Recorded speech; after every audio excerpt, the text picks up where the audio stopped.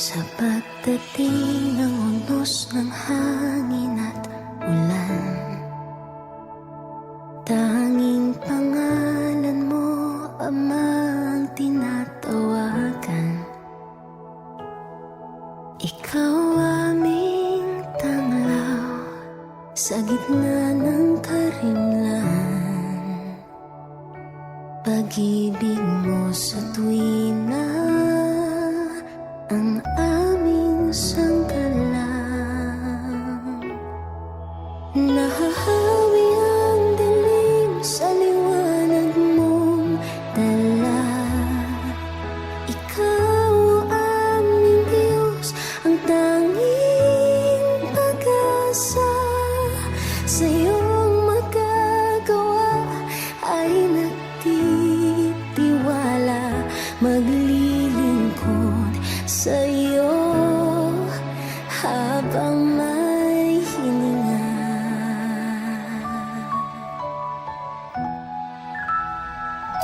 Sa bawat luha, dala mo ay ngiti.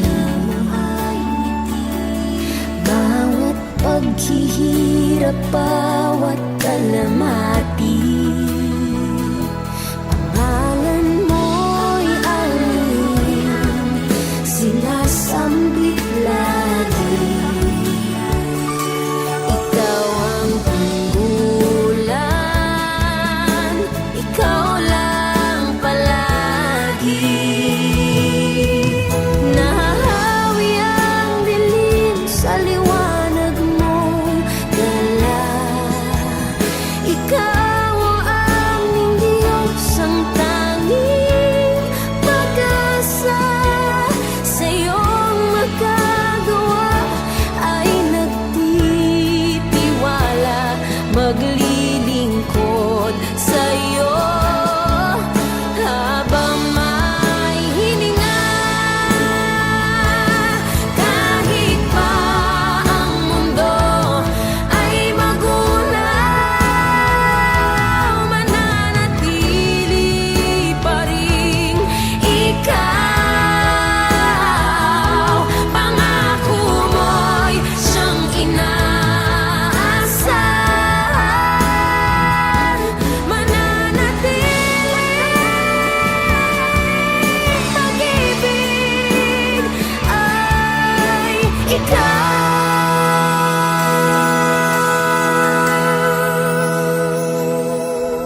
Nahahawi ang dilim sa liwanag mong dala. Ikaw ang aming Diyos, ang tanging pag-asa. Sa iyong magagawa ay nagtitiwala, maglilingkod sa iyo habang may hininga. Sa hirap at ginhawa, ikaw pa rin naman. Sa lungkot at pusa, ikaw ang tiwala.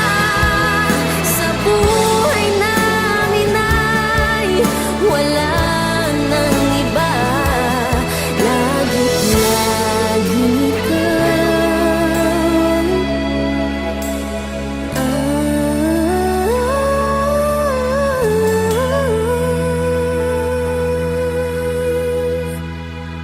Pag-asa.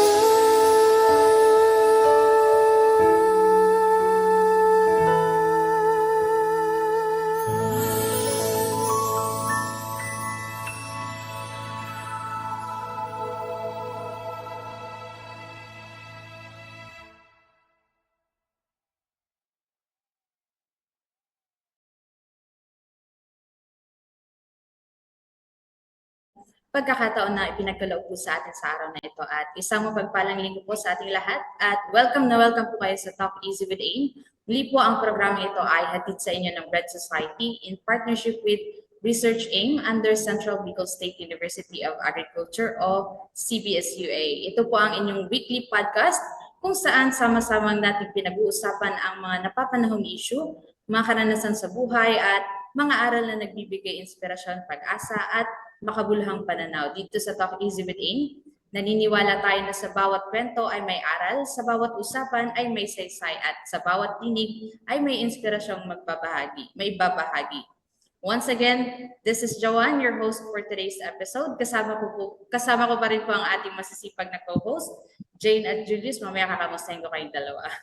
Bago tayo magpatuloy, gusto muna namin pasalamatan ang lahat ng patuloy na sumusuporta sa ating programa at para naman po sa mga na-miss ang ating previous episode, huwag kayong mag-alala dahil available pa rin po sa ating official YouTube channel ang Talk Easy with Aim. Please don't forget to like, share, and subscribe at i-click lamang po ang notification bell para lagi kayong updated sa ating mga bagong episode. Kung may mga natutunan kayo sa ating mga talakayan, nawa ay maibahagi rin po ninyo sa inyong mga pamilya, mga kaibigan at mga mahal sa buhay upang mas marami po tayong maabot na at mabigyan ng inspirasyon. At ngayong hapon, isa na naman pong napapanahon at makabuluhang paksa ang ating tatalakayin. Isang usapin siguradong makaka-relate ang marami sa atin. Kaya hindi na ang ihanda ang inyong mga sarili, makinig, makiisa, samahan ninyo kami hanggang sa dulo ng ating programa. Welcome once again sa Talk Easy with Aim, but before anything else, kamustahin muna natin ang ating mga kasama. Kamusta naman kay Jane at Julius? Unahin natin si Jane. Hello po ma'am, magandang hapon po ma'am Joanne at sa lahat po ng nakikinig sa atin ngayong hapon. Okay na okay po ma'am at nakatulog po ng maayos kagabi. Okay, napakaganda po ng usapan natin noong nakaraang linggo noong pinag-usapan ang alkansya ba o pagmamahal. Paano nga ba dapat tumanaw ng utang na loob ang mga anak sa magulang? Marami po sa inyo ang nagbabahagi ng inyong mga karanasan. May mga tao din na natutuhang magpatawad kahit hindi man humingi ng tawad ang mga taong nakasakit sa kanila kahit mahirap. May luha, may ngiti, at punong-puno ng aral. Ngayon naman, ibabahagi natin ang isa pang paksa na tiyak na tatagos sa puso nating lahat. So, may mga sandaling nanghihina, nagdududa o parang hindi kaya ang hamon ng buhay. At madalas sabihin, okay lang yan, okay lang ako, pero hindi naman pala. Pero bago yan, welcome po sa lahat ng nakikinig sa atin dyan. At syempre po, Ma'am Joanne, shout out po muna tayo sa ating mga viewers sa live. At shout out po sa mga estudyante ng Pasacao Municipal National High School, Rolando Arandaya Senior Memorial High School, Pamplona National High School, Don Mariano C. Veneracion National High School, at sa 1F Trevino National High School. Back to you, Ma'am Joanne. Ayan, salamat Jane. Nagulat ako dun sa props mo. Ayan, tingnan natin si Jules kung tatapatan niya yung props mo. But before that, shout out po sa inyong lahat. Salamat po sa walang sawang pagsuporta sa ating programa. At Jules, tingnan natin kung nakapag-prepare ka. Grabe naman yung Ma'am Jane. Ang ganda ng mga emoticons na props ni Ma'am Jane, talo na naman tayo. So ayun po, magandang hapon po sa inyong lahat. Okay naman po ako, Ma'am Joanne. Tama po kayo. Sabi nga nila, sanay tayong ipakita sa mundo na lagi tayong matatag, na kaya nating harapin ang lahat ng mag-isa. Pero aminin natin, sa likod ng bawat ngiti, may mga gabing tahimik tayong nag-aalala. Sa likod ng bawat tagumpay, may mga sandaling pakiramdam natin na hindi tayo sapat o parang hindi natin kaya ang bigat ng ating dinadala. Normal lang na manghina, normal lang na matakot, at higit sa lahat, hindi mo kailangan itago ito ng mag-isa. Ngayong hapon na ito, buksan natin ng ating mga puso. Hayaan nating maramdaman ng bawat isa na hindi sila nag-iisa sa kanilang pakiramdam. Dahil sa panahong ito, ang tunay na lakas ay hindi nagpagkakaroon ng kahinaan, kundi ang pagtanggap dito at ang pagdamay natin sa isa't isa. Kaya sa mga nakikinig dyan, kung pakiramdam nyo ay pagod o nangihina kayo ngayon, huwag mag-alala. Kasama mo kami, kasama mo ang Diyos at ligtas kang magbabahagi ng iyong nararamdaman. Ma'am Joanne. Sorry, nakamute pala ako. Ayan, tama yan, Jules. Hindi masamang umamin na minsan ay nahihirapan tayo o nanghihina o hindi natin alam ang gagawin, lalo na kapag sa panahong puno ng pagbabago at pagsubok ang ating kinakaharap. Noong nakaraang linggo, tinalakay natin kung paano tumanaw ng utang na loob ng may pagmamahal at katapatan. Ngayon naman, alamin natin kung ano nga ba ang mga kahinaang madalas nating itinatago. Bakit tayo natatakot ipakita ito at paano natin gagawing lakas ang ating mga kahinaan ng may pagtanggap at pagdamay sa isa't isa. Sa episode na ito, pag-uusapan natin ang topic na It Hits Different, ang mga kahinaan ng isang tao sa panahon ngayon. Pero bago natin palawakin ang ating usapang ito, ipakilala muna natin ang ating napakahalagang panahon ngayong araw. Isang taong siguradong akong magbabahagi ng karanasang tiyak na magbibigay inspirasyon sa ating lahat. Jane? Please Ayan, introduce our yes po, guest Ma'am Jo. speaker. Okay po. Yes po, ma'am. Tama po because he is distinguished nursing leader, administrator, and educator with extensive experience in clinical practice, academic instruction, and hospital governance. He currently serves as head nurse of the Emergency Department of Justice Jose Abad Santos General Hospital, while also contributing actively to the institution's nursing education and training sections where he focuses on nursing education, quality improvement, and internal audit. He earned his Master of Arts in Nursing major in Nursing Administration and Management, completing his research titled Leadership Practices of Nurse Managers, a framework for fostering resilience to Gen Z nurses.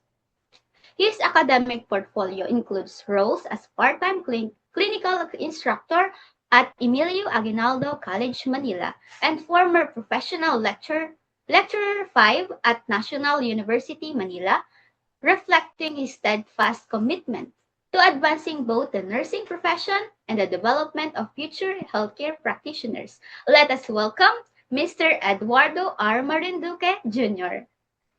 Ayan, maraming salamat, Jane. Talagang kahanga-hanga ang background ng ating panauhin ngayong hapon.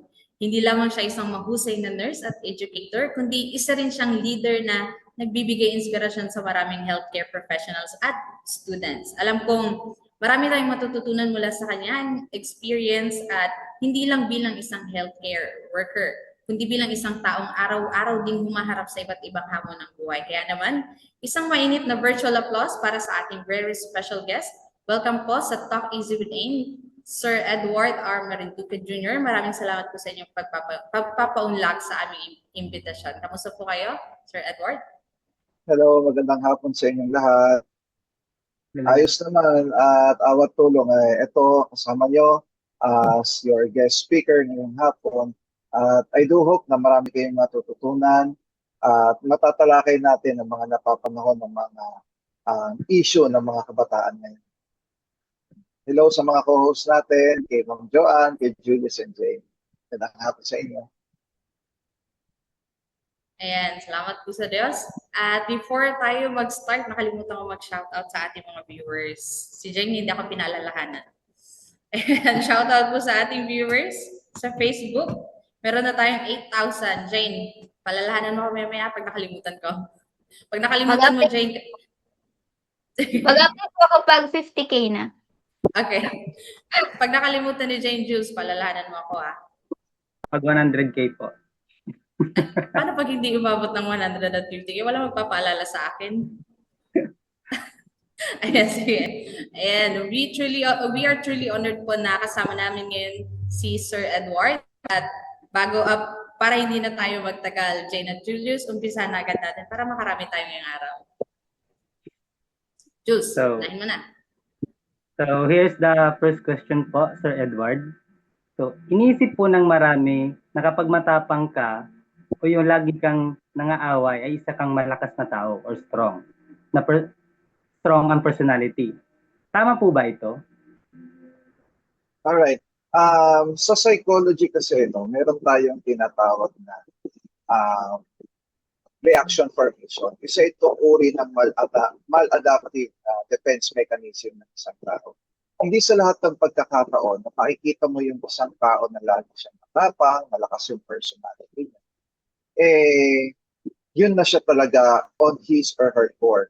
No? Merong mga tao na sinusuppress nila yung inner nila na kahinaan, your inner weaknesses nila sa sarili nila. No? And then, nagtitake over yung kanilang defense mechanism para hindi ito makita ng ibang mga tao na nasa paligid.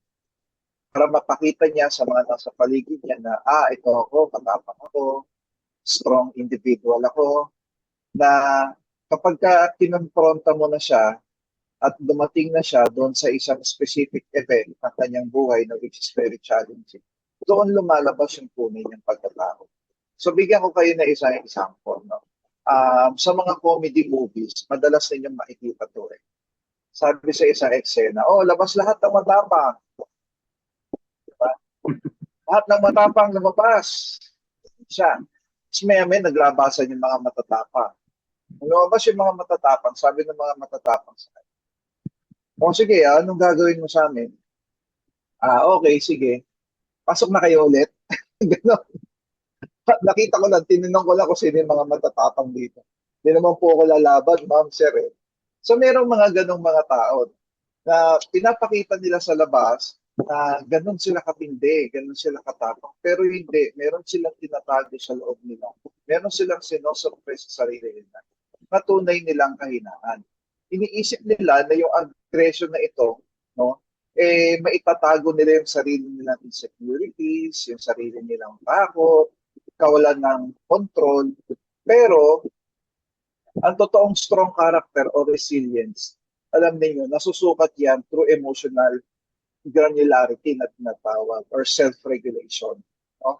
Kung dito natin makikita kung ano yung totoong tapang ng isang tao kapag naharap siya sa isang kondisyon na machi-challenge siya. No? Dito natin makikita yung totoong tapang niya kung paano siya magiging remain na kalmado, paano niya i-assess yung environment niya. At the same time, after niya makapag-assess ng environment, magamit niya yung critical thinking niya kung paano siya makapag-respond ng tama doon sa sitwasyon na kinalalatin. So, in short, hindi sa lahat ng pagkakataon, lahat ng makikita natin na tao ay matapang, malakas ang impact, malakas ang dating, yun na siya on his or her. No? Inulit ko, meron tayong tinatawag na self-defense mechanism or defense mechanism na reaction formation. No? Tinitwist niya yung realidad ng isang tao na yun para hindi makita kung ano siya talaga. So, yun po. Ayan. Maraming salamat po sa inyong napakagandang sagot, Sir Edward. Minsan kasi inisip natin na kapag matapang magsalita o palaban ng isang tao, ibig sabihin ay malakas na siya, di ba? At minsan, dinadaan kasi nila sa lakas ng boses, tikas ng katawan, para lang matakot yung ibang tao sa kanila. Pero sabi nga ni Sir Edward, lahat ng tao ay may kahinaan. At sigurado lahat ng tao na ganun is may darating na challenges or challenge sa kanilang buhay na talagang lalabas yung tunay na pagkatao nila. So, kaya maganda yung topic natin actually kasi marami yung makaka-relate sa ganitong topic. Lalo na sa mga kalalakihan, di ba, Sir Edward? Very common tong ganitong topic. Di ba, Jules? Yes. Tsaka kasi minsan, no, hindi ko alam kung narinig niya o I think narinig niyo naman sa lahat ng mga pagkakataon na nasa klase ko yun. Lagi sinasabi yan ng mga teachers natin, palagi kapag maingay tayo. Ano yung si drum contains natin? No?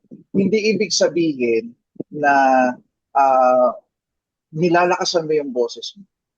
Hindi ibig sabihin na tinataasan mo yung tono ng boses mo. Tama na yung sinasabi mo. Hindi tama na idadaanin mo dun sa aggression or sa lakas ng boses para masabi mo na tama ka. Minsan, o sa madalas sa pagkakataon, kung sino yung mas kalmadong sumagot, kung sino yung mas kalmado sa isang sitwasyon na very challenging, sila yung madalas na tama. Ganun natin sa tinitignan. No? Kasi meron mga tao na na yung pagiging hyperreactive nila sa isang sitwasyon na halimbawa nasagi sila halimbawa naglalakad ka sa halimbawa sa Divisoria tapos biglang alam naman natin sa Divisoria masikip, maraming tao lalo na pag bare months, no? Tapos bigla ka nasangga nung katabi mo, merong mga tao na merong hyperreactivity na tinatawag. na nabangga lang siya, akala niya hinahamon na siya ng tao na yon, no? Na pag nabangga siya, eh galit siya agad. Ang gagawin niya, babanggain din niya. Yun yung mga tinatawag natin ng mga tao na walang emotional control, no? Lalo sa atin ng mga kabataan, no, ng mga estudyante na nakikinig dito.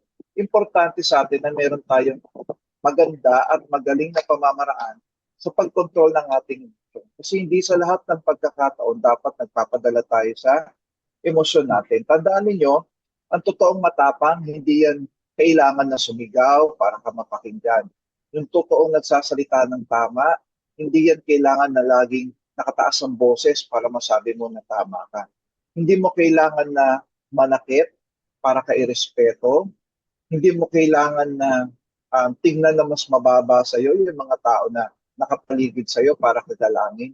Ang totoong kalakasan ay yung abilidad natin na makapaglagay tayo ng isang boundary sa sarili natin, ng emotional boundary sa sarili natin kung paano tayo makakapag-react sa bawat sitwasyon na hinaharap natin. Kung paano tayo makakapag-react ng tama at paano natin mariregulate yung ating emosyon at paano tayo makakapag-isip ng tama o magamit natin yung ating critical thinking ability para hindi tayo mawalan ng control. So, importante sa atin, lalo na sa ating mga kabataan, na meron tayong emotional and physical control pagdating sa sa mga pagsubok na nararanasan natin lalong-lalo. Ayan, tama po kayo dyan, Sir Edward. Ako po bilang isang teacher, minsan kapag sobrang ingay na sa classroom, ang ginagawa ko, mas hinihinaan ko yung boses ko. Pag mas hinihinaan ko yung boses ko, mas tumatahimik yung classroom. Kasi kapag sinabayan mo yung ingay nila, wala, mauubusan ka ng boses. So, either hihinaan mo yung boses mo o titingnan mo sila ng malamig na tingin para tumahimik sila. Kasi minsan po sa classroom, yung mga bata, yung mga siga dyan, pag dinala mo na sa guidance office, tahimik na sila. Kasi siga lang sila sa labas. Pero pag nasa sitwasyon na silang nasa-challenge na sila, tumitiklop din sila. So, yun na ano ko lang kasi na-experience ko as a teacher din po. So, ito talagang... Yes. Tama yun, Ma'am Joan. Oo, tama yung sinasabi mo, no? Pero minsan, na-try ko rin yan eh. Pero meron din akong isang technique na ginagawa sa mga estudyante ko kapag sobrang ingay na nila. Ako naman yung tumatahimik. As in, hindi ako nagsasalita, blunt affect lang, walang reaksyon sa pagmumukha ko. Kung may nakakatawa man na nagpapatawa sa mga classroom, ng mga estudyante, ano lang, wala akong pinapakita na emosyon, hindi ako nagpapakita ng galit o natutuwa kapag may nagpapatawa. Mapapansin ka ng buong klase. Ibig sabihin, hindi sa lahat ng pagkakataon, yung ingay nakakatawag ng atensyon. Mas nakakatawag ng atensyon yung pagiging tahimik. Kasi isipin ng mga estudyante, ay, ano ba to si Sir? Galit na ba to? Ano ba to si Sir na sumasakay pa ba to sa jokes namin? Gusto ba ni Sir na makipagtawanan, makipagkwentuhan din? Ano kaya ang thought process ni Sir sa pagkakataon na to? Ibabagsak na ba niya kami ng sabay-sabay?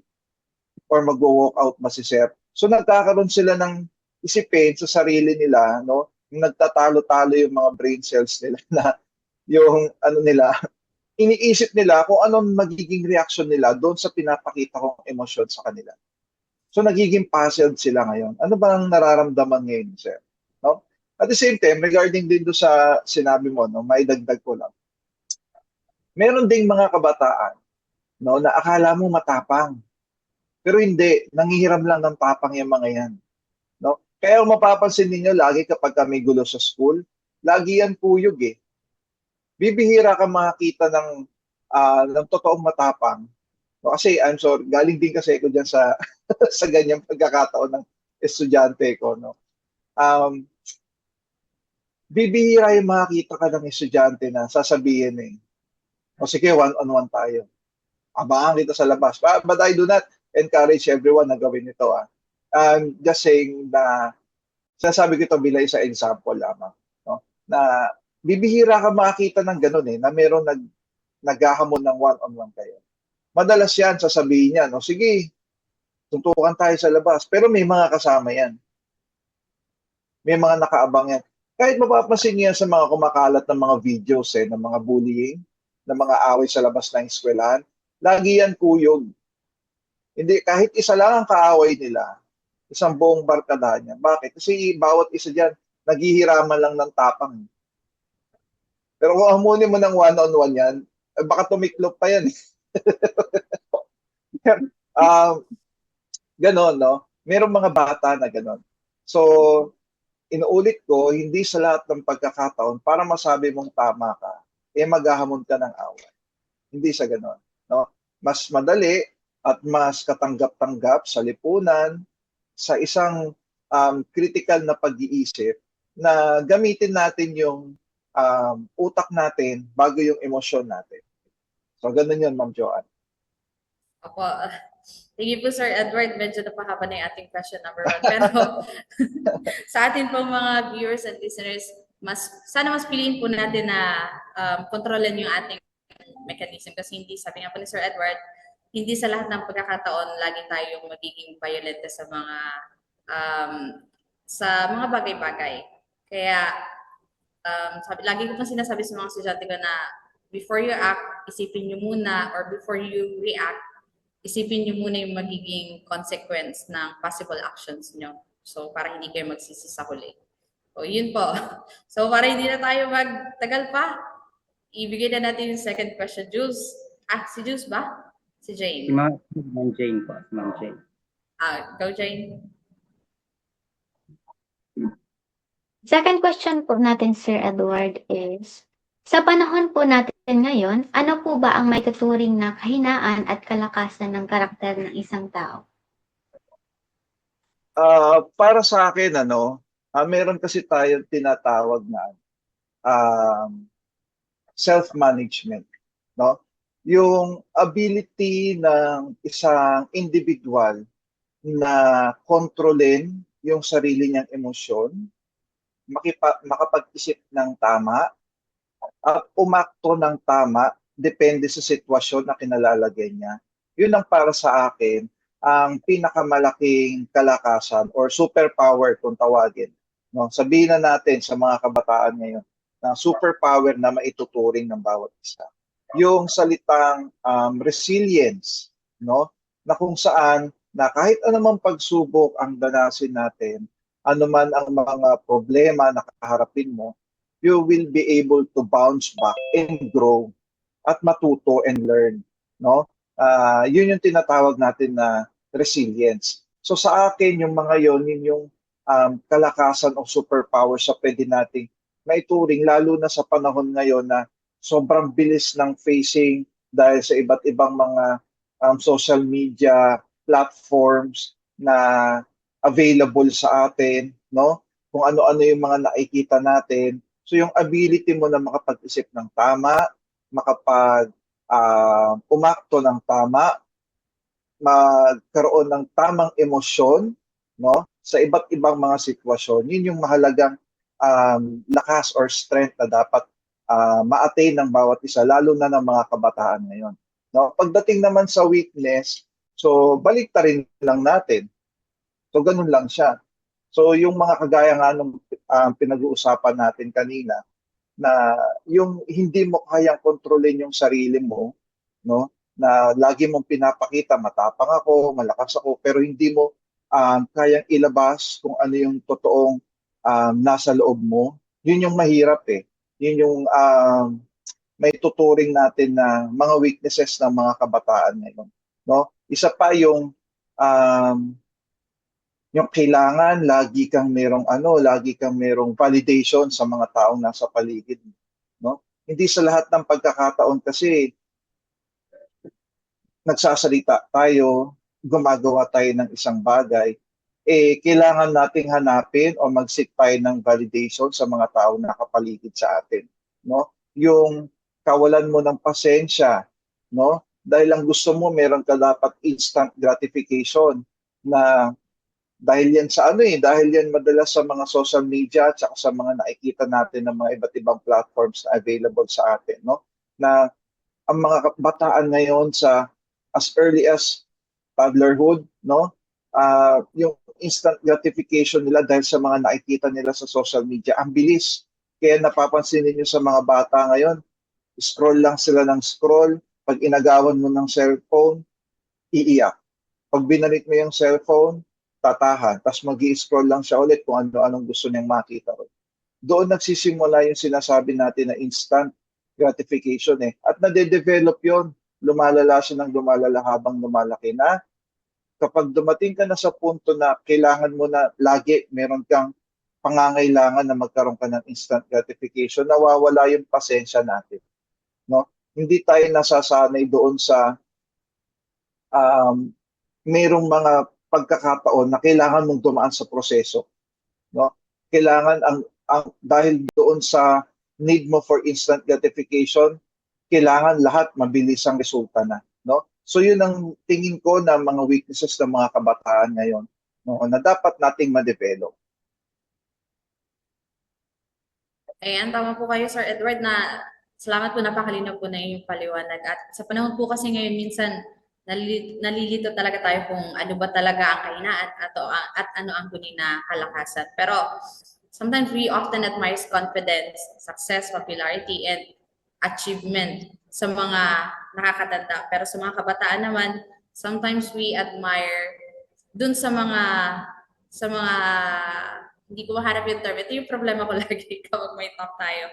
Minsan nahihirapan ako hanapin yung mga term. Pero anyways, minsan nakakalimutan natin na ang pagiging honest kasi minsan dapat yung pagiging humble or yung pagiging kalmado o pagiging malakas ay nagmumula sa pagiging honest, humble, compassionate, responsible sa ating mga act or action at marunong tumanggap ng pagkakamali. So for me, yun talaga yung pinaka strength ng isang tao, yung marunong tumanggap ng pagkakamali. At sabi nga ni Sir, yung mga kabataan ngayon, especially pabata ng pabata, yung nagiging addict sa social media. Agawan mo, may nakita akong video, agawan mo ng cellphone, binugbog na yung lola dahil nagawan lang ng cellphone. Minsan, nagiging mas maikli yung pasensya ng isang bata. Bata pa lang yun napaka-iksi na ng pasensya. So, mas nagiging toxic na yung ating pag-iisip dahil sa minsan sa social media pa rin na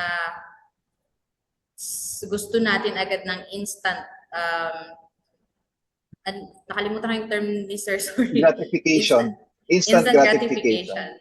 Ayun po, instant gratification na parang gusto natin agad ng resulta sa mga gusto natin. So, yun yung isa sa mga nagiging problema natin. Pero before that, before anything else, Sir, pasensya na. Si Jane, hindi ulit ako pinalalahanan. Ayan, shoutout po sa ating mga viewers. Shoutout po kay Sir Robert Nonoy Crispino. Rednoy, hello po sa inyo. Richard Alayon Relos. Ang sabi niya, tama po sir, duman din po ako sa pagkabata. Pasensya na po. From time to time, Jane, Jules, pakipaalalahanan ako magbasa ng ating comments at mag-shoutout sa ating mga viewers. Salamat po sa patuloy ninyong pag-suporta sa ating programa. Sana po hanggang mamaya ay makasama po namin kayo. At ayan, bago tayo, para hindi na tayo magtagal pa, Jules, tuloy na natin para makarami tayo. Yes po, Ma'am Joanne. Ito po yung third question, Sir Edward. Kainaan po ba ng isang tao ang lagi siyang nakakaharap ng mga failure sa buhay? Actually, hindi eh. No? Yung magkaroon ka ng challenging situations or sabihin na natin failure, parte kasi yan ng buhay natin eh. No? Hindi mo yan masasabi na, hindi, lagi akong sa mga kabataan ngayon, ang termino nila dyan ay malas. Kahapon malas, ngayon malas, bukas malas. So wala na akong gagawin, malas na ang buong buhay ko. No? Ito na ako, failure na ako. Hindi, no? Dapat magkaroon tayo ng ng ibang perspektibo, no? Dapat makita natin na ang failure hindi yan sukatan ng pagkatao natin, no? Kundi bahagi lang ng isang malaking proseso ng pagkatuto, no? Tatandaan niyo minsan kapag nagkakaroon tayo ng isang bagay na hindi ka nais-nais, no? Na hindi maganda, no? tandaan natin, hindi yon yung buong buhay mo. Sabi nga nila, it is not a bad life.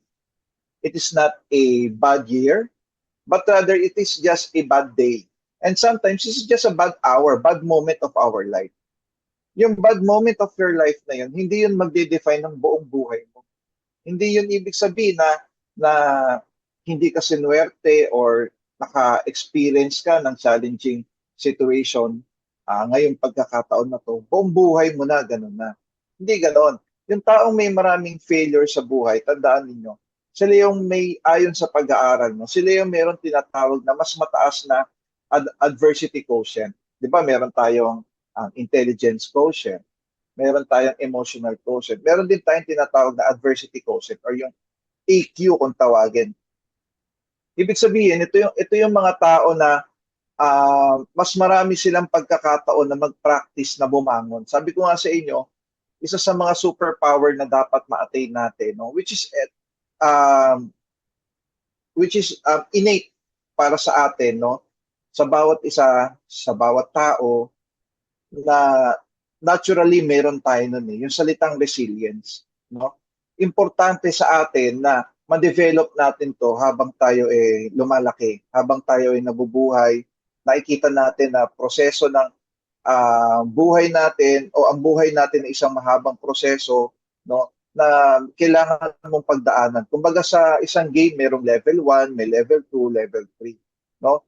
Kailangan lagi tayong ma-practice natin, hindi lang kung paano bumagsak. Dapat ang ma-experience natin, ma-practice natin, kundi paano yung bumangon at matuto sa bawat kabiguan na nararanasan natin. Kasi yung paniniwala na wala kang magagawa, hihinto ka na lang, mali yun no? Tandaan natin, lagi tayong may magagawa. And ang tao, dinesign yan para maging isang socially adaptive individual, no? Sabi nga nila, di ba? It takes a village to raise a child. Sabi yun ng nakalimutan ko na kung sino may sabi. I'm sorry. Pero dito sinasabi dito na yung influence, no, ng mga tao sa paligid mo, sobrang laki nun. Sobrang importante nun para mag-develop at matuto ang isang tao.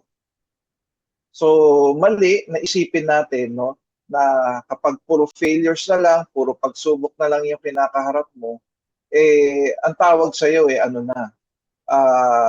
mahina ka na, weak ka na. Ang importante, sa bawat failures na kakaharapin natin, bumagsak ka sa exam, hindi ka nakapagpasa ng projects, hindi mo naabot yung grade, maintaining grade mo, no?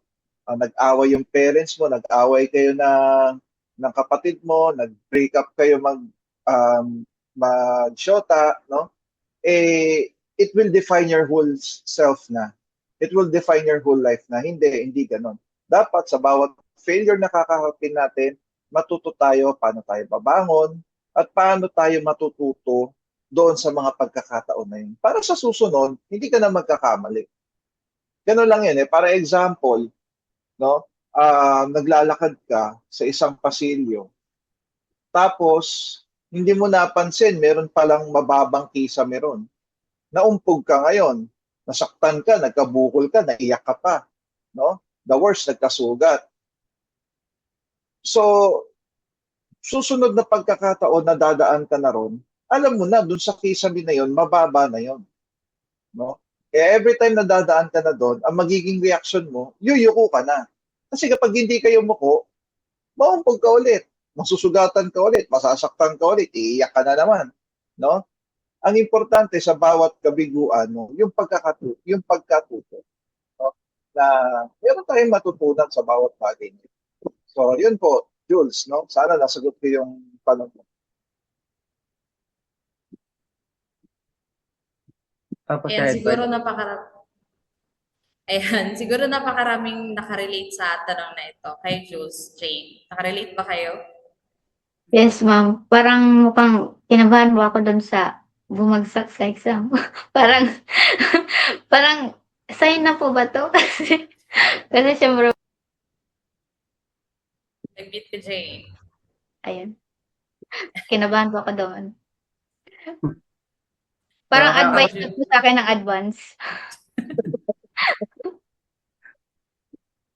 So, Juice. yung ano, yung na-realize ko dun sa sinabi ni Sir, yung kasi sa trabaho kasi namin, kasi working student po kasi ako. Parang ah, yung ano, yung example ni Sir na nauuntog sa ano, yung parang pag na, ano, yung pangalan no, yung tawag ni Sir kanina, yung example ni Sir na kapag halimbawa daw na untog ka tapos nakita mo ulit yon, um, hindi ka na para mauntog kasi alam mo na mauntog ka doon. So, parang example ko na rin po doon sa trabaho ko na kailangan ko palang palagi magsuot ng hard hat kasi baka minsan kasi may mga pagkakataon po kasi na ano na nauuntog ako doon sa may manhole. Kaya yun, parang nirealize ko din yung sinabi ni Sir na yun po. Yung parang ganun, parang narealize ko lang din po. So tama Ngayon, yun, no? Jules. Kasi hindi mo lang siya basta gagawin na iiwas ka dun sa sitwasyon na yun. Kasi pwedeng mangyari, no? Hindi ka na doon dadaan. Iiwasan mo na siya. Di ba? Pero meron din isang pagkakataon, meron din isang solusyon na ano, mag-i-equip ka na sa sarili mo ng dapat mong equipment para hindi ka masaktan sa susunod. No?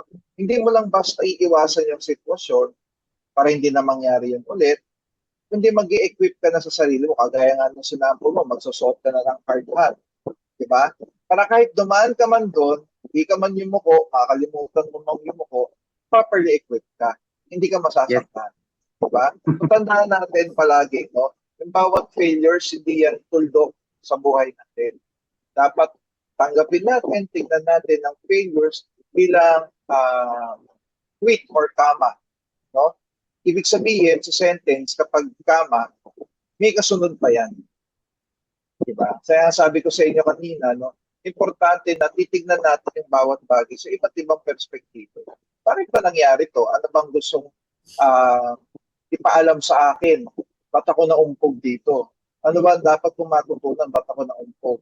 No? At dapat kong matutunan, di sa lahat ng pagkakataon, ang pasilyo maluwag. Pwedeng ang pasilyo na dadaanan ko, sikip. Hindi sa lahat ng pagkakataon, sa dadaanan ko, mataas ang kisame. Na kahit hindi ako yumuko, hindi ako masasaktan. No? May pagkakataon, kapag dumaan ako, may mga kisame na mababa na kailangan kong yumuko. So, kailangan natututo tayo sa bawat pagsubok na dinadaran sa atin sa buhay. Ayan. Siguro naman, Juice, hindi ka na ulit nauntog doon, no? After ng unang beses. May awareness na, may ano na po. May Aware na. awareness na. Ayan, siguro, lahat naman tayo nakakaranas ng failure, di ba? Kahit naman si Sir Edward, nakakaranas din ako, nakakaranas din ako. Si Jane at Jules, nakakaranas din tayo. Pero ang importante, after natin makaranas ng failure, dapat bumangon tayo, hindi yung doon na, naka-stay na lang after ng failure na yun. Kasi, sabi nga ni Sir, hindi failure yung magdidikta sa buhay natin. Sorry sir, pero nakakalimutan ko talaga yung mga term. Ito yung ano kapag tutok na tutok ako sa ating ginagawa. Nakakalimutan ko yung mga terms. Pero anyways, kapag bumagsak tayo, dapat marunong tayong tumayo at magpatuloy. At maging aral yon para sa susunod, alam na natin yung gagawin natin, di ba, Jules and Jane? Kaya, Yes. before that, Jane, shout out ulit tayo. Kasi merong nagsabi dito, si Sir Richard Alayon from Quezon Province. Ang sabi niya, experience is the best teacher. Tama po ba to, Sir Edward? Parang kilala Tama kayo yun. ng ating viewer, ah. Ay, Sino to? Ayan, sabi niya pa po, sa ating mga pagkakamali sa buhay doon, tayo natututo at maging sa pagkakamali din ng iba, pwede natin itong pwede natin itong mga lesson learned. Ayan, tama po yung mga sinasabi niya, Sir Richard Alayon Relos. Napakaganda ng mga comment ni Sir Richard. At tama din po yun na pwede tayong matuto sa experience ng ibang tao, hindi lang sa experience natin. At experience is the best teacher talaga. Yan. May dadagdag pa ba kayo, Jane and Juice? Jane? Yung gustong sabihin ni Ma'am Joanne, no, sa parang nabasa ko na rin yung summary. Problems, shortcomings, failures will not define you as a person. What defines you as a person is how are you going to react on it. What defines you as a person is ano yung natutunan mo, what you have learned from it, how you reacted from it, and how are you going to adjust from that situation. Yun siguro yun. Oo, tama po kayo, Sir Edward. Yun po yung hindi ko mahanap kaninang term. Ayan po. Shoutout po, Mami Maricar. Thank you po for always staying with us. At ano yung tatanong? May sasabihin ako kay Jane kasi kinakabahan na daw si Jane dahil mag-take to ng exam Jane, wag kakabahan syempre. Kailangan mong paghandaan. Pero kung ano man yung kalabasan, everything happens for a reason. Next year na lang daw, ma'am. Huwag ka naman mag-next year, malay mo naman.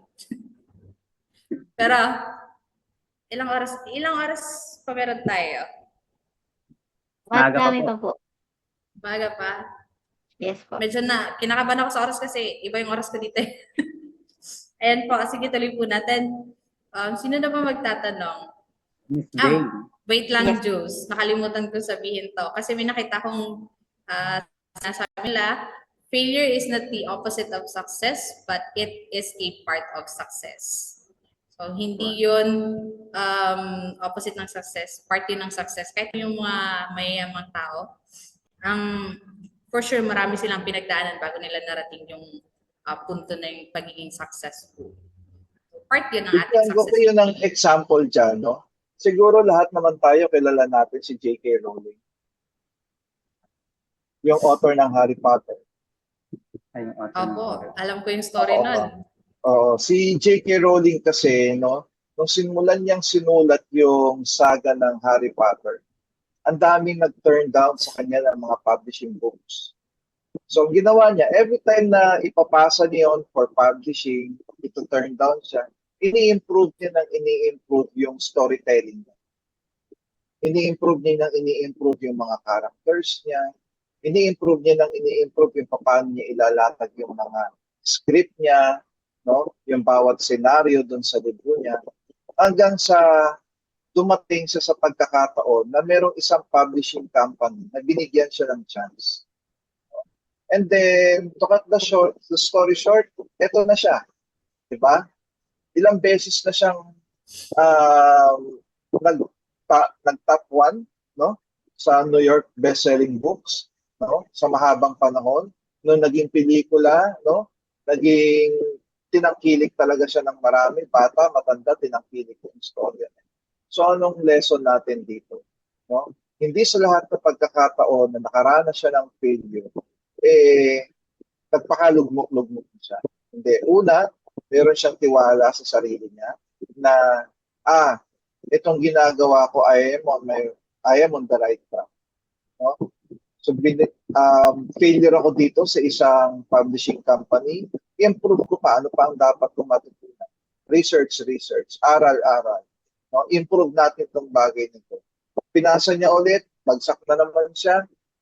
Hindi pa din doon natapos. Hindi pa rin niya doon tinuldukan yung pagiging writer niya. No? Hanggang sa, eto na. Diba? Kilala na worldwide ang Harry Potter. Ilang translations na ang meron ng Harry Potter. Diba? Ano na si J.K. Rowling. Diba? So, gano'n natin siya dapat.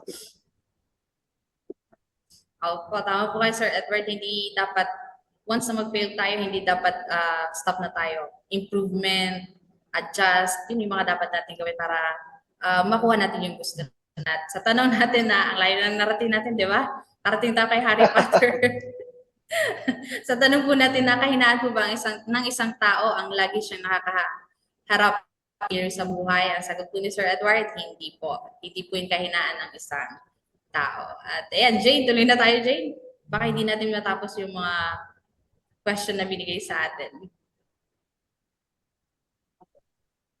So, ito po ang pang-apat na question. Malaki ang epekto ng comparison culture sa social media sa ating self-esteem. Paano po natin mapoprotektahan ng ating sarili mula sa ganitong uri ng kahinaan nang hindi tuluyang nag-offline?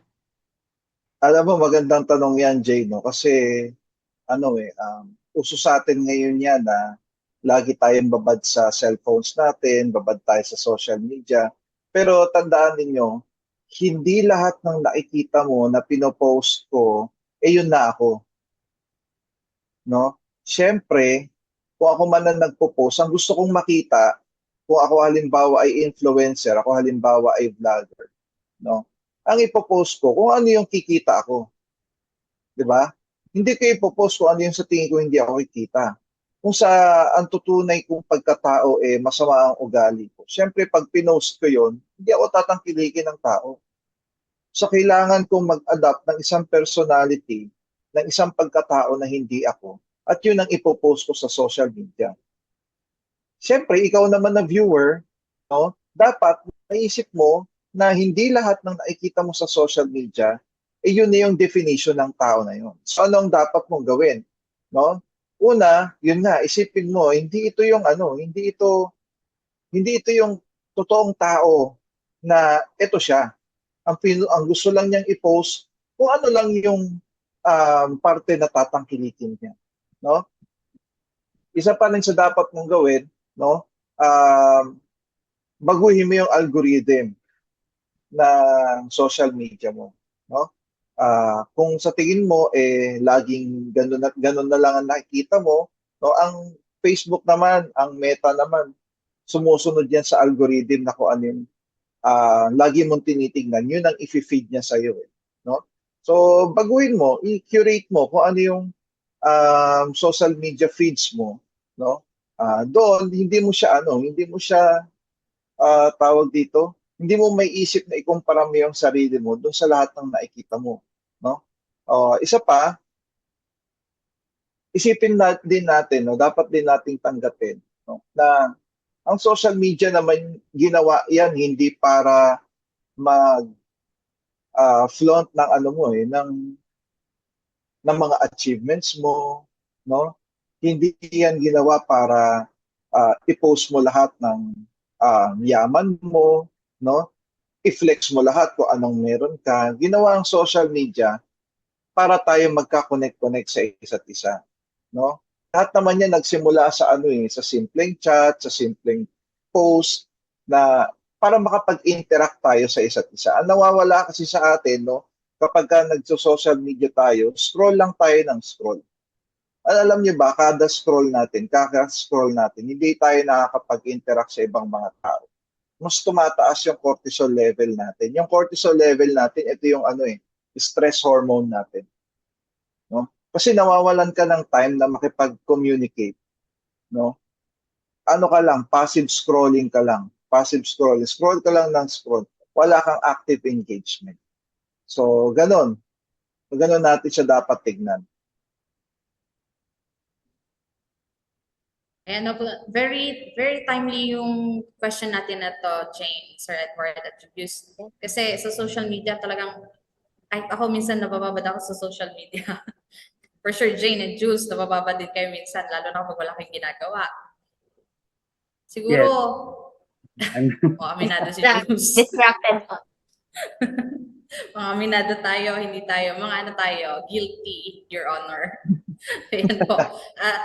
Sa social media kasi madalas nakikita natin yung achievement, travels, at yung mga celebration, mga pinupost sa social media.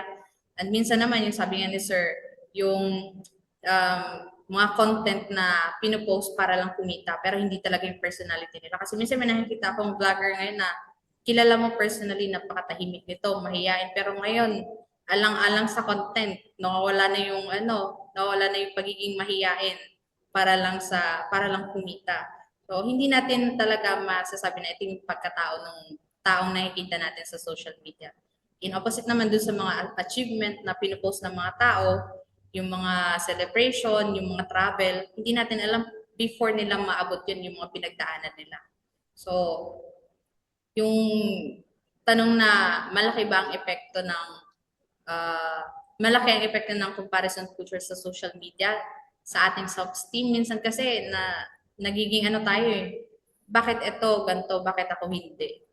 'Di ba? Minsan Jules at Jane, minsan ganun din ba kayo na pag may nakita kayo, bakit siya ganun, ako hindi? Bakit sila may ganito, bakit ako wala? Nagiging Parang, ganyan din ba kayo? parang, parang may question na sa sarili kasi bakit sila ba't sila improve na tapos ako hindi. Ikaw, Jane. Papasabi na lang pong ano, trust the process. Trust the process.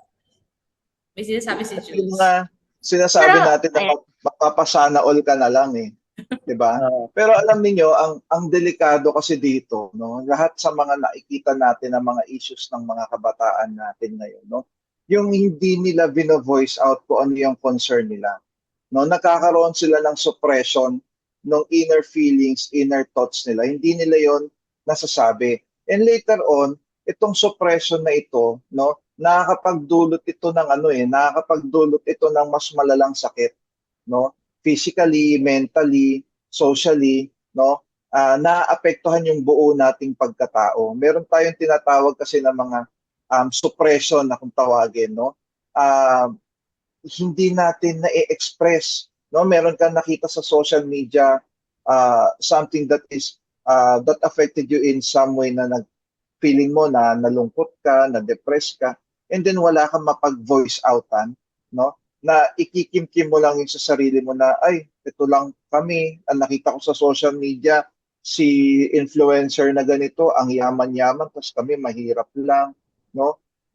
Kinimkim ng isang bata na yung nararamdaman niya, no, yung anxiety niya, yung depression, sabihin na natin, yung kalungkutan na nararamdaman niya, no, sinoppress niya yun. Yun ang unti-unting tumatalo sa atin, no? Ang importante, no, para hindi tayo dumaan sa ganitong klase ng punto ng buhay natin, dapat open tayo doon sa mga nakapaligid sa atin, no? Mahalaga na hindi lahat ng pagkakataon kikimkimin mo na lang kasi sasabihin ng iba, kasi ano lang po ako, nahihiya po ako na magsabi na meron pala akong problema, nahihiya po ako magsabi sa kaibigan ko. Hindi nakakatulong 'yon, no? Ang mas nakakatulong is paano natin 'to ilalabas. So there are many ways na pwede kong i-suggest, like halimbawa, pili ka ng ilan sa mga kaibigan mo na pwede mong pagkwentuhan, no?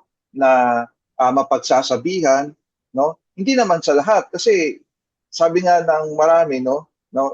Pag nagsalita ka, hindi naman sa lahat nagsabi ka ng problema mo, hindi naman marami diyan. Nandiyan, makinig para kapagtawanan. Meron diyan nakikinig para sabihin sa iyo, buti nga, no? Pero meron diyan nakikinig para katulungan sa nararamdaman mo. So importante na meron tayong naipaglalabasan ng mga inner feelings natin, ng inner thoughts natin, no? Doon sa mga tao na pwede tayong matulungan doon sa nararamdaman natin. At syempre, spiritually speaking, mahalaga yung prayers no? So kapag meron kang mabigat na problema, dasal ka lang that there is someone up there na willing makinig, no? Nabibigyan ka ng kasagutan sa mga tanong mo. So siguro iyon kasi Ma'am Joanne, no? Isa yun sa mga nakikita ko na problem ng mga kabataan, masyado nilang kinikimkim yung mga saloobin nila kasi may nakita sa social media na something that is very triggering, emotionally triggering, no, sa kanila, tapos kikimkimin na nila yon, no? Nakita nila sa isang social media post na merong magulang na nag-aaway, merong isang batang kawawa, iisipin niya ganun din siya. So nakadagdag yun dun sa burden na physically and presently na nararamdaman niya. And then she wasn't able to express herself, sabihin ito sa mga taong maaaring makatulong sa kanya. Kaya nga ang gobyerno natin ngayon, meron tayong mga tinatawag na mga health centers na adik ka sa sugal, meron tayong health center para dyan. Meron kang mental problem, meron tayong health center para dyan. Meron kang emergency, meron tayong health center para dyan. So gumagawa rin ng gobyerno natin na tayo ma-reach out. And above all, syempre, merong magagawa na mas makapangyarihan sa lahat na pwedeng makinig sa atin. And that will define us na hindi ito yung kahinaan mo mag-define kung ano ka. No? Kundi yung bawat kahinaan natin, isa itong paraan para tayo ay lalong lumakas. No? Para ka nagwe-weights.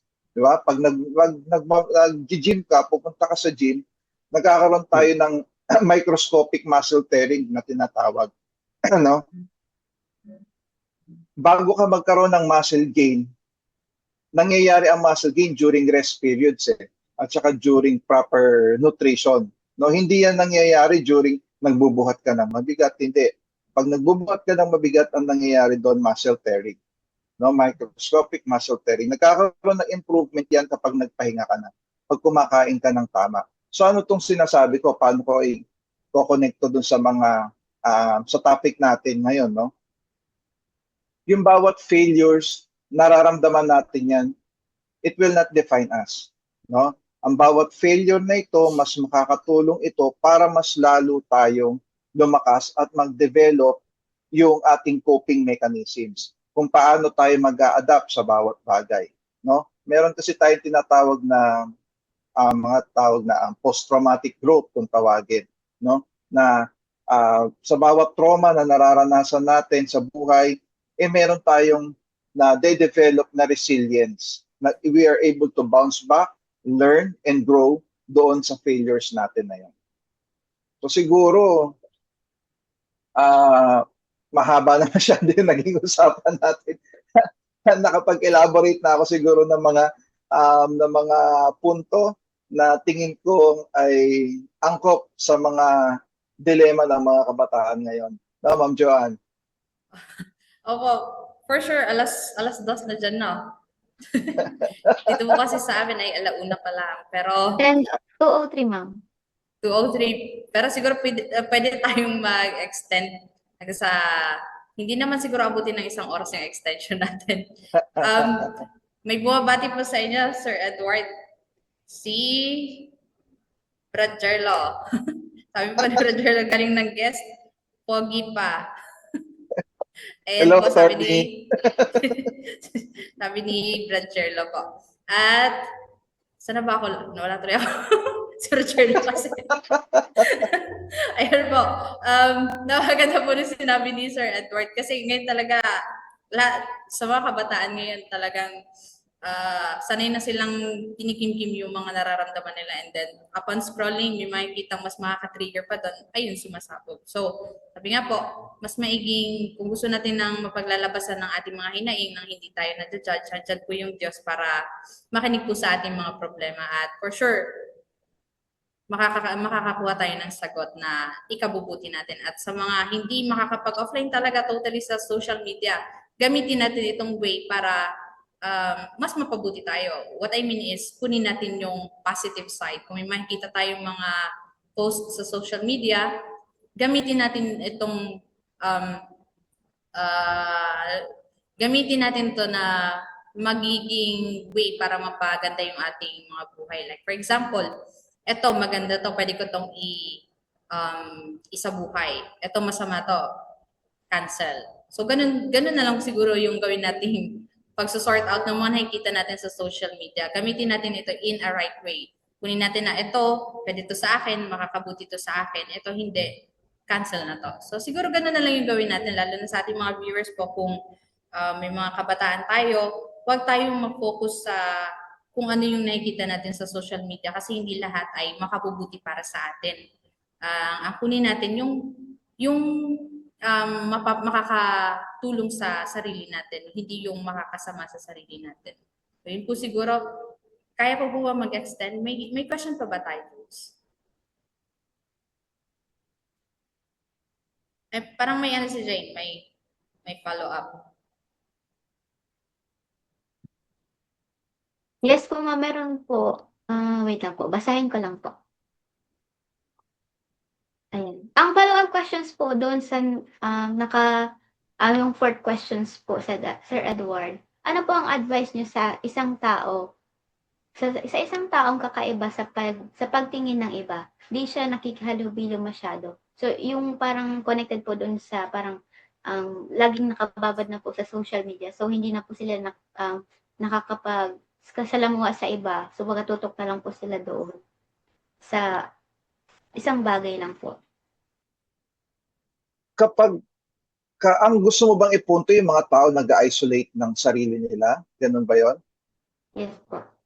O kasi no, yung self-isolation, no, sa lahat ng mga pag-aaral, no, hindi yun nakakatulong eh. Maliban siguro kung meron kang COVID o kaya nakakahawang sakit, o mag-self-isolate ka, nakakatulong yun, no? Pero kung ang pag-uusap natin, ang pinag-uusapan natin ay emosyon, kung ang pinag-uusapan natin ay mga kabiguan na problema sa buhay, hindi nakakatulong ang self-isolation. Eh. Kaya nga sabi ko nga sa inyo, dinisenyo ang tao, ang human being, bilang isang adaptive individual.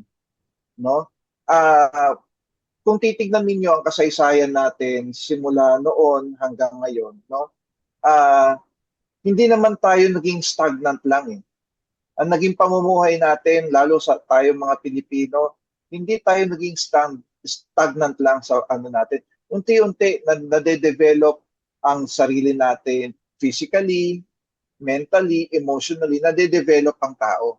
No? Bigyan ko kayo ng isang example, no. Nung panahon ng habagat, ng panahon ng bagyo, panahon ng sakuna, no? Mataas ang baha, no? Ngayon katulad ngayon magtatag-ulan na, no? Makikita niyo pa rin ng mga tao eh kahit sa kabila ng mga sakuna, meron diyan mga nakatawa pa din, no?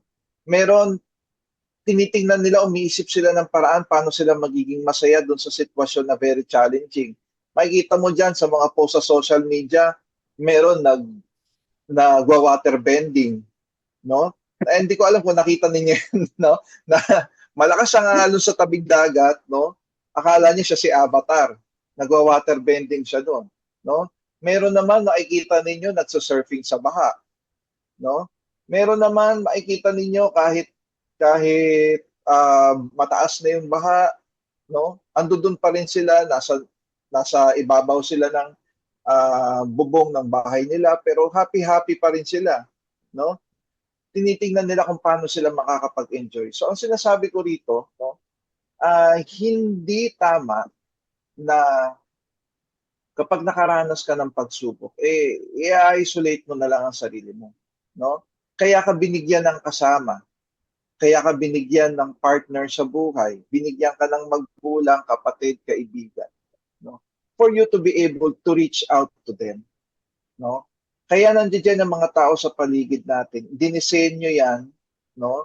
Unang-una ng Diyos, ng society, na para ka makapag-reach out sa kanila. Kasi sabi nga, no man is an island. Diba? Hindi mo kayang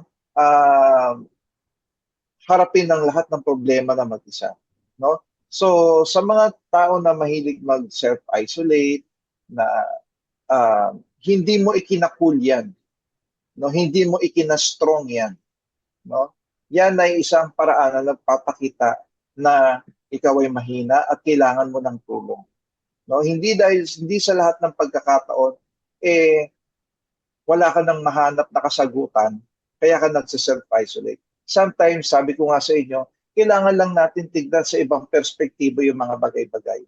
No? Kailangan lang natin mag-consider ng mga akala natin mga bagay na hindi makakatulong sa atin, pero makakatulong pala. No?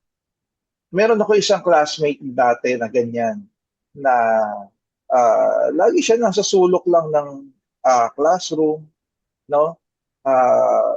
Mahina siya sa klase, no? Hindi siya performing sa klase, mababa ang grades niya. No? Lagi lang siya nagmumukmok doon sa isang sulok, no? And then nag-try kami bilang siyempre kami mga magkaklase, nag-try kami na mag-reach out sa kanya. At ang isa sa nasabi niya, iniisip niya kasi na walang ibang tao makakatulong sa kanya. Wala sa amin, sa mga classmate namin, na magtsatsaga na turuan siya kasi hindi siya makasabay sa turo ng teacher namin, nabibilisan siya, may mga terms na jargon pa rin sa kanya hanggang ngayon, kahit college na kami, no? So iniisip niya walang ibang makakatulong sa kanya, no? Pero nung one time na kinausap namin siya, nag-offer kami ng tulong, later on na-realize niya, ito pala mga classmate, ito pala ang environment na kinalagyan ko, na malaki pala ang maya-ambag nila sa akin. Alam mo yung bata na yon, yung classmate namin na yon, it turned out na nakapasa pa si DotSem eh. Iniisip niya kasi wala na, sira na yung pangarap niya sa nursing, mag-shift na lang siya ng ibang kurso, no? Eh, hindi niya na-realize, no, na doon sa community namin, doon sa section namin, no, na meron doon ng mga tao magtsatsaga, natuturuan siya. Meron doon ng mga tao na magtsatsaga, na aalalayan siya hanggang sa maintindihan niya unti-unti yung mga lectures namin sa loob ng klase. And awa naman ng Diyos, no, nakapasa siya at until now nasa abroad na, no? Operating room nurse na siya ron, and sa balita ko well adjusted na siya ron. So, yun lang masasabi ko sa inyo. Ayan, thank you po Sir Edward. Ipasok lang po natin yung last question bago po tayo magtapos. Juice? So, ito po yung last questions, Sir Edward. Gaano po katotoo na ang kahinaan ay daan para sa magiging, gaano po katotoo na ang kahinaan ay daan para sa mas maging malakas ang isang tao? Can you elaborate on that po? Kagaya nga nung binanggit ko kanina, bigay ko na sample yung pagpunta mo ng gym. Kung pupunta ka ng gym, ang muscle improvement, hindi yan nangyayari habang nagbubuhat ka ng mabigat. No? Kapag binibigyan mo ng pressure yung muscles mo na kailangan matapos mo to itong buong set na to, mabuhat mo yung ganito kabigat na plato, na barbell, no? Para ka lumaki, para ka mag-improve ang muscles. Hindi ganon. Nangyayari ang improvement ng muscles during rest period, during proper nutrition. So, ibig sabihin, hindi totoo, no, na every time na makakaranas ka ng bagay na makapagpapahina sa iyo, doon ka yun yung magiging kalakasan, yung kahinaan mo magde-define sa'yo. Hindi. Yung kahinaan mo na yun ang first step, no? Para ka maging isang malakas na tao. Para ka maging resilient, no? Hindi kasi yun hindi ito yung makaranas ka ng kahinaan tapos na. Hindi. Sabi ko nga sa inyo kanina, yung failures, yung bawat pagsubok, i-treat natin, hindi ito tuldok sa buhay natin, kundi isang kama na meron pang kasunod. Anong kasunod? Pagkatuto, no? Growth, no? And makapag-develop tayo ng resilience at ng tamang coping mechanism, no? Ang kahinaan, ito yung starting point lang ng self-improvement kung tawagin natin, no? So, yun. Jules, meron pa ang Okay na po, Sir Edward. Thank you po. Ayan, thank you so much po. Maraming salamat po Sir Edward at talagang naging maganda yung ating talakayan sa araw na ito. Minsan, ang mga kahinaang pilit nating tinatago ay siya rin nagtuturo sa atin ng humility, patience, compassion, at resilience. Because sometimes our greatest strength is born from our greatest struggle. Hindi natin kailangan maging perfect para maging valuable tayo.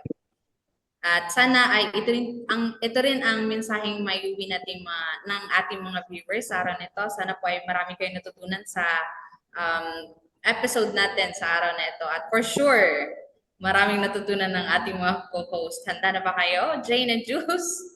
For sure, handa na yan si Jane. Unahin natin si Jane. Okay po. So, thank you so much po, Sir Edward and Ma'am Joanne. So, ang natutunan ko lang po ngayong hapon is, yung kahinaan mo po is hindi po nag-base dun kung ano po yung kaya mong gawin. So, yung kahinaan mo po is pwede mo po siyang magamit para mag-grow ka as a person or as an individual po. So, pwede mo din siyang magamit kung kunwari kailangan mo na mag-talk in public. So, gaya po noon, kahinaan ko din na mag-talk in public. So, sabi po ni Ma'am Grace is, kaya mo yan. So, syempre po, no choice. Diga, hinarap ko po talaga yung kahinaan ko na mag-talk sa public. And then, here I am, nagtutalk na po sa public and kausap ko na po yung pinakamahalagang guest po natin ngayong hapon. So, and then, pangalawa naman po is, wag po nating hayaan na masira po yung, ano po natin, yung parang boundaries po, na dapat may boundaries po tayo kung ano po yung dapat na ilabas lang natin na reaction, or dapat po wag po tayong magpapaapekto sa kung ano man pong nangyayari sa paligid. So dapat po is parang gawin, wag po tayong magpaapekto kung ano po yung parang kunwari ginalit mo yung ginalit ka ng isang tao. So dapat po is wag ka agad parang tawag doon is parang sumabog. So, dapat po isipin mo po muna. Sumabog. So, parang bomb. So, syempre po, hindi po natin maiwasan kasi po, syempre, tayong mga babae, hindi, parang, meron tayong tinatawag na toyo. Kumbaga, tinutoyo din tayo. So, yung part din po yun as a babae. So, parang, kapag iniisip mo, tutoyin ako ngayon. So, syempre, isipin mo muna, pwede, parang, nabubusan ako sabihin, basta yun na po yun. So, parang isipin mo po muna kung, tama po ba yun or mali po. So, isipin mo muna paulit-ulit bago ka po mag-react. Yan. Ayan, at sana Jane, maiuwi mo rin na kapag nag-fail ka sa isang bagay ay hindi pa yun yung end ng buhay mo. Good luck sa yung exam, by the way. Yes po. At Jules, Thank you ikaw po. naman, ikaw naman, Jules, ano yung biggest takeaway mo sa ating discussion ngayong araw? Yung takeaway ko po dito sa topic natin. So, ang gaganda po ng mga nasabi ni Sir Edward po. Unang-una, siyempre ako lalaki, sinasabing maton. So, di ba po yung first question natin is about sa kung paano ba nagiging matapang yung isang tao. So, hindi po pala basis sa isang tao na yung parang mas malakas ka sa kanya or parang mas matapang ka sa kanya, yung kayang-kaya mo siya. So, parang ang nangyayari is nababaliktad, parang yung pinapakita mo sa kanila na matapang ka, yung parang kaya mo sila, wala kang gibaan. So, parang ang nangyayari is yun yung nagiging kahinaan mo eh. Parang may mga tao na hindi magrerespeto sa iyo. Yun. So, yung tunay palang malakas na tao, yung matapang na tao is it's all about emotional o yung parang kaya mo yung magkaroon ka ng self-control sa sarili. Yung didisiplina mo yung sarili mo na kung, for example, kung may nakaaway ka is yung parang iiwas ka na lang for your own sake and then para hindi ka na rin ma-involve dun sa gulo. So, yun yung basis ng matapang ka. And also, na question din natin yung kahinaan ng tao. So, yung kahinaan ng tao, yung parang hindi mo ma-control yung sarili mo na wala kang yung sinabi nga ni Sir Edward kanina na parang madali kang mapikon or madali kang mainis sa isang tao. So, ang tunay na kalakasan ng tao is parang yung resilience ka, yung marespeto ka, yung may disiplina ka nga, and parang kaya mong i-control yung self mo para lang makaiwas ka dun sa ibang tao na parang inuudyok ka para maging makipag-away sa ganun. So, yun yung kalakasan ng tao na marunong kang mag-control sa sarili. And then sa kapag may failure naman na dumating sa buhay mo, so sabi nga ni Sir Edward kanina na ang failure is a basis para maging malakas ka. So yung maging malakas ka and para kumbaga hindi naman kasi araw-araw is nagiging failure ka eh. So syempre kailangan mo rin yun ma-experience para matuto ka and para in the future hindi alam mo na yung kung ano yung gagawin mo dun sa mga naging failure mo. And then also, dapat maging ano ka, kumbaga, yung pagiging malakas ay, ang tawag dun, sabi ni Sir kanina na, ang pagiging malakas is yung, kumbaga, kaya mong harapin yung mga challenges na, na dumadating sa buhay mo. So, and also, kailangan din ng, ng prayer para, kumbaga, yung mga challenges na mo is may guide ni God para masurpass mo yung challenges mo. Yun lang po, Ma'am Joanne, yung mga natutunan ko po ngayong araw na ito. Salamat po. Jules, may tanong lang ako sa'yo, Jules. Nakita ko lang ngayon. Sabi nila, kapag ang lalaki daw ba ay umiyak, mahina na. Ay, hindi po. Kasi kapag umiyak ang lalaki, dun siya nagiging matapang. From the perspective of a man. Yes. Julius. Good man. Ayan. Sir Edward, kayo po. Pasa ko lang sa inyo yung tanong. Eh, iyakin ako eh. Di ba Hindi, kasi Sir hindi. Edward, di pa mo ba pag ganun bata ka pa, kapag umiiyak ka, doon lumalabas yung tapang mo eh. Parang nagkakaroon ka ng lakas ng loob na lumaban doon sa, for example, doon sa, sa nakaaway mo, tapos pinaiyak ka, tapos umiyak ka ng umiyak, tapos parang nagkakaroon ka ng udyok sa sarili mo na labanan siya kasi parang naagrabyado ka. Parang ganun, di ba? May mga ganun instances po kasing bata eh. Tandaan ninyo, ang pag-iyak, no, iyon ay sign na ikaw ay tao. Yes. Iyon ay katunayan na ikaw ay merong emosyon na nararamdaman. No? Ang pag-iyak ay isang reaksyon sa isang pagkakataon or sa isang situation na maaari mong ipakita unang-una sa Panginoong may kapal na you are helpless without Him. No? Na yung pag-iyak ay paraan ng paglalabas natin ng emosyon na nararamdaman natin. Sabi ko nga sa inyo kanina, hindi healthy. No? Nakimkimin natin yung emosyon natin. No? Ang pag-iyak ay isang paraan para mailabas natin kung ano yung totoong nararamdaman natin. And that makes us human. And that doesn't make you as a lesser person na ikaw ay kahit sabi nga nila, kahit si Superman, no? Kahit si FPJ nabubugbog, no? Nasusugatan din. So, because tayo ay isang tao lamang. Hindi tao lamang, tayo is tao, no, na merong emosyon na nararamdaman. Opo. Ayan, thank you po Sir Edward. At ayan, to all boys out there, huwag kayong mahihiyang umiyak. Hindi yun kahinaan. Ayan po, syempre, thank you Jane and Jules. Bago tayo tuloy ang magpaalam, hingi tayo ng final word of wisdom mula sa ating very special guest. Sir Edward, ano po ang inyong mensahe para sa ating mga viewers at listeners na maraming maaaring may pinagdaraanan ngayon at pakiramdam nila ay mahina sila o hindi na nila kaya? Para sa akin, kung meron ka mang pinagdadaanan ngayon, no, kung meron ka mang mga pagsubok na pinagdadaanan ngayon, una mong tatandaan na merong Diyos na laging nakaantabay para sa atin. No? And I would like to congratulate you kung meron kang nararamdaman ng mga pagsubok ngayon dahil yon ang unang step ng pagkatuto. Yon ay isang paraan para ikaw ay maturuan na magpakumbaba na hindi sa lahat ng pagkakataon ay aasa ka sa sarili mong kalakasan.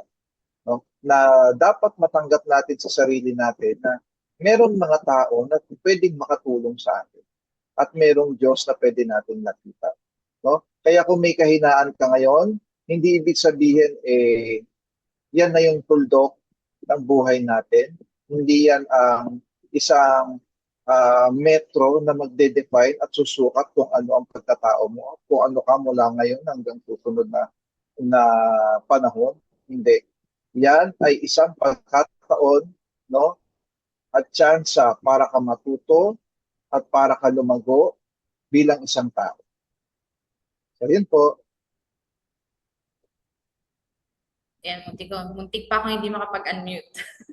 Ayan, maraming salamat po Sir Edward sa inyong kaalaman at mga inspiring insight na ibinahagi po sa amin ngayong araw. At tunay ngang marami kaming natutunan at naniniwala akong ganun din ang ating mga viewers at listeners sa araw po ito. Sa lahat ng nanonood, sa lahat ng nanonood sa atin ngayon, sana po marami kayong natutunan at marami po kayong maiuwi sa episode po natin. At sana po ay hindi ito yung maging huli na pagkakataon na kami po ay inyong susuportahan. At hindi kahinaan ang umiyak, hindi kahinaan ang mapagod, hindi kahinaan ang humingi ng tulong. At ang tunay na lakas ay ang kakayahang bumangon sa bawat pagkadapa, matuto mula sa bawat pagkakamali at patuloy na lumalaban sa kabila ng mga pagsubok. Kung may pinagdaraanan man kayo sa mga viewers natin, kung may pinagdaraanan kayo, tandaan natin na hindi tayo nag-iisa. May mga taong handang makinig, umalalay at samahan ka sa iyong paglalakbay. Maraming salamat po sa pagsama ninyo sa amin dito sa Talk Easy with AIM. At kung nagustuhan po ninyo ang ating mga episode ngayong araw, please don't forget to like, share, and subscribe sa ating official YouTube channel na Talk Easy with AIM. Once again, this is Joanne together with my co-host, Jane and Julius, and with our guest speaker, Mr. Edward. Hanggang sa muli po, maraming salamat po sa Diyos. God bless us, everyone, and we will see you on our next episode here on Talk Easy with AIM. Maraming salamat sa Diyos. Bye-bye!